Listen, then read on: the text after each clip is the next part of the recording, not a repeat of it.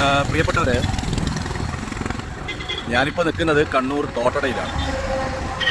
ഇവിടെ കാണുന്നത് തോട്ടട ടൗണാണ്.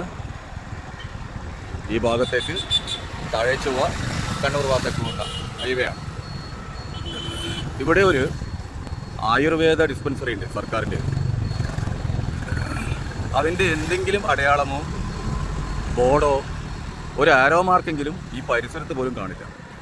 ഈ കാണുന്ന കരാറിനകം സർവീസ് സഹകരണ ബാങ്കിൻ്റെ ഗേറ്റിൻ്റെ അകത്ത് പോയിട്ട് നേരെയാണ് ഡിസ്പെൻസറി, ആയുർവേദ ഡിസ്പെൻസറി. ഇനി അതിൻ്റെ അവസ്ഥ ഞാൻ കാണിച്ചു തരാം. നമ്മൾ ആ ഗേറ്റിൻ്റെ അകത്തേക്ക് കയറുകയാണ്. നിങ്ങൾക്ക് ഒരു ഭാഗത്തും ഇതിൻ്റെ ഒരു ബോർഡ് പോലും ആയുർവേദ ഡിസ്പെൻസറിയുടെ ഒരടയാളവും നിങ്ങൾക്ക് കാണാൻ സാധിക്കില്ല. ഇത് ബാങ്കിൻ്റെ കെട്ടിടമാണ്. ഇതിലൂടെ നേരെ പോകണം.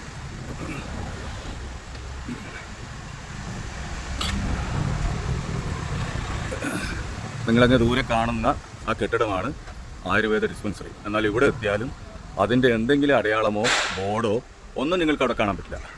ഒരു ഡിജിറ്റൽ സർവേയുടെ ക്യാമ്പ് ഓഫീസിൽ ബോർഡ് മാത്രമേ കാണൂ. ഇവിടെ എത്തിയാൽ പോലും ആളുകൾ സംശയിച്ചിട്ടേണ്ടി വരും. ഇനി നിങ്ങൾ ആ കെട്ടിടത്തേക്കുള്ള വഴി നോക്കിയട്ടെ. ഒരു ആയുർവേദ ഡിസ്പെൻസറിയാണ്. ഡിസ്പെൻസറിയിലേക്ക് രോഗികളാണ് വരിക. പ്രത്യേകിച്ച് ആയുർവേദ ഡിസ്പെൻസറിയിലേക്ക് കുറച്ച് പ്രായമുള്ളവർ, നടക്കാൻ ബുദ്ധിമുട്ടുള്ളവർ, അവരുടെയൊക്കെ വരേണ്ടുന്ന ഡിസ്പെൻസറിയിലേക്ക് വരേണ്ടുന്ന വഴിയുടെ ഒരു അവസ്ഥയാണിത്. കാട് പിടിച്ചെടുക്കുന്ന വഴിയുടെ നടുക്ക് ഒരു നടവഴി, അതും നിരപ്പല്ല. ഒരു വീൽ ചെയറിലുള്ള രോഗിക്ക് ഇങ്ങോട്ട് വരാൻ പറ്റില്ല.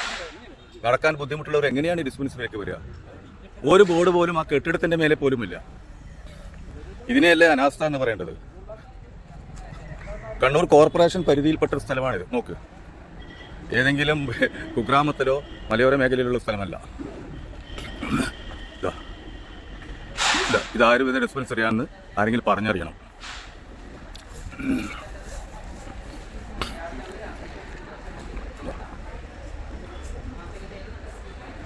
ഇതിനൊക്കെ എന്താണ് പറയേണ്ടത്?